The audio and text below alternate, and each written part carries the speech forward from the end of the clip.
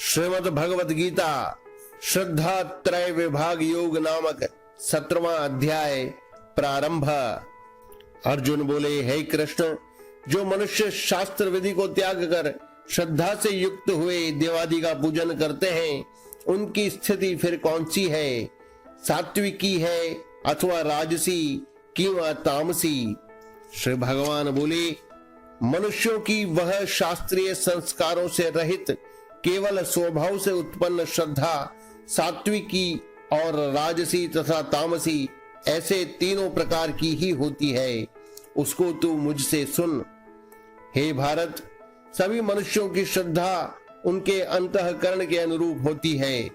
यह पुरुष श्रद्धामय है, इसलिए जो पुरुष जैसी श्रद्धा वाला है वह स्वयं भी वही है।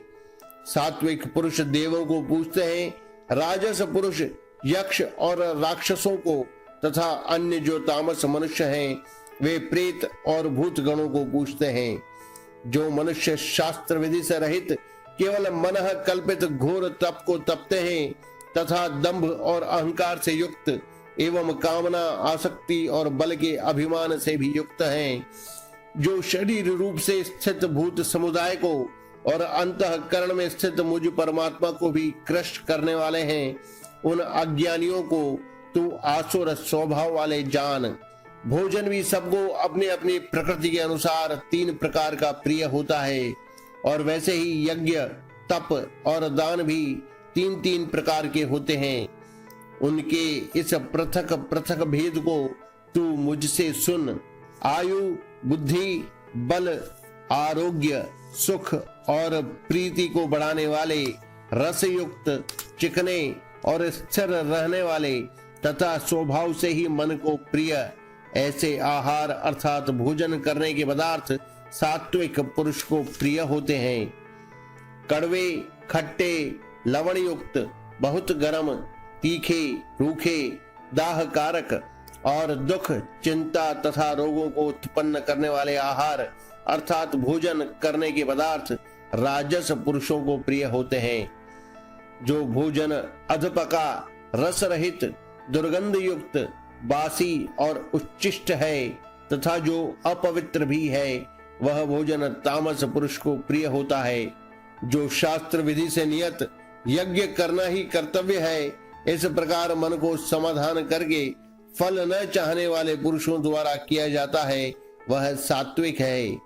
परंतु हे अर्जुन, केवल दंभाचरण के लिए अथवा फल को भी दृष्टि में रखकर जो यज्ञ किया जाता है, उस यज्ञ को तू राजस जान। शास्त्र विधि से हीन, अन्नदान से रहित, बिना मंत्रों के, बिना दक्षिणा के और बिना श्रद्धा के किए जाने वाले यज्ञ को तामस यज्ञ कहते हैं। देवता, ब्राह्मण, गुरु और ज्ञानी जनों का पूजन, पवित्रता, सरलता, ब्रह्मचर्य और अहिंसा, यह शरीर संबंधी तप कहा जाता है। जो द्वेग न करने वाला, प्रिय और हितकारक एवं यथार्थ भाषण है तथा जो वेद शास्त्रों के पठन का एवं परमेश्वर के नाम जप का अभ्यास है, वही वाणी संबंधी तप कहा जाता है। मन की प्रसन्नता, शांत भाव, भगवत चिंतन करने का स्वभाव, मन का निग्रह और अंतःकरण के भावों की भलीभांति पवित्रता, इस प्रकार यह मन संबंधी तप कहा जाता है। फल को न चाहने वाले योगी पुरुषों द्वारा परम श्रद्धा से किए हुए उस पूर्वोक्त तीन प्रकार के तप को सात्विक कहते हैं। जो तप सत्कार, मान और पूजा के लिए तथा अन्य किसी स्वार्थ के लिए भी स्वभाव से या पाखंड से किया जाता है, वह अनिश्चित एवं क्षणिक फल वाला तप यहाँ राजस कहा गया है। जो तप मूढ़ता पूर्वक हठ से मन, वाणी और शरीर की पीड़ा के सहित अथवा दूसरे का अनिष्ट करने के लिए किया जाता है, वह तप तामस कहा गया है।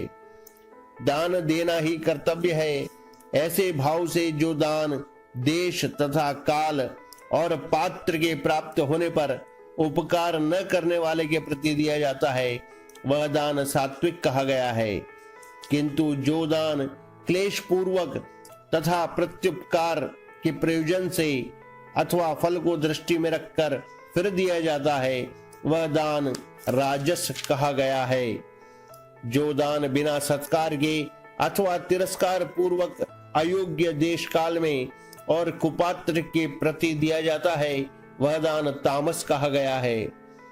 ओम तत् सत। ऐसे यह 3 प्रकार का सच्चिदानंद घन ब्रह्म का नाम कहा है। उसी से सृष्टि के आदिकाल में ब्राह्मण और वेद तथा यज्ञादि रचे गए। इसलिए वेद मंत्रों का उच्चारण करने वाले श्रेष्ठ पुरुषों की शास्त्र विधि से नियत यज्ञ, दान और तपरूप क्रियाएं सदा ओम इस परमात्मा के नाम को उच्चारण करके ही आरंभ होती है। तत् अर्थात तत् नाम से कहे जाने वाले परमात्मा का ही यह सब है। इस भाव से फल को न चाहकर नाना प्रकार की यज्ञ, तप रूप क्रियाएं तथा दान रूप क्रियाएं कल्याण की इच्छा वाले पुरुषों द्वारा की जाती है। सत्य।